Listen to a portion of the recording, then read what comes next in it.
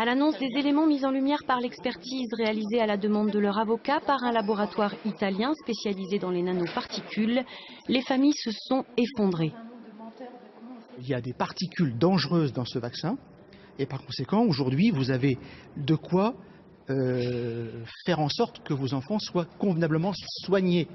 Car ce qu'elles redoutaient est aujourd'hui écrit noir sur blanc, le méningitec injecté à leurs enfants contiendrait bien des particules de métaux lourds. Il a fallu un laboratoire spécialisé italien pour découvrir la vérité et le poteau rose. Les vaccins contiennent des nanoparticules. Alors quand on cherche des atomes, on ne trouve pas. Quand on cherche des nanoparticules, on trouve. Et on trouve des quantités absolument innombrables de métaux lourds qui expliquent très facilement les pathologies des enfants. Des particules qui, selon l'expertise italienne, auraient pu contaminer le vaccin lors des différents cycles de production et de traitement. Aujourd'hui, si tous ces nouveaux résultats apportent quelques réponses aux familles, ils n'en apaisent pas pour autant leur colère. On dort quasiment plus.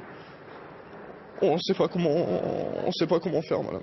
Concrètement, on ne sait pas. Aujourd'hui, c'est un grand pas qui avance dans notre dossier, mais on le sait pertinemment que ça va durer encore quelques années. Et comment on fait?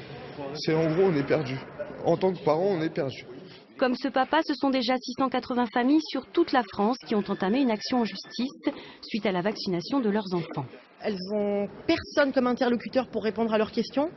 Elles attendent une réponse de la justice. Elles attendent que la justice fasse son travail, qu'elle établisse les chaînes de responsabilité, qu'elle établisse à quel moment il y a eu une défaillance, qu'elle établisse aussi pourquoi des enfants ont quand même été vaccinés alors qu'il y a eu un retrait des lots qui a été fait en septembre 2014.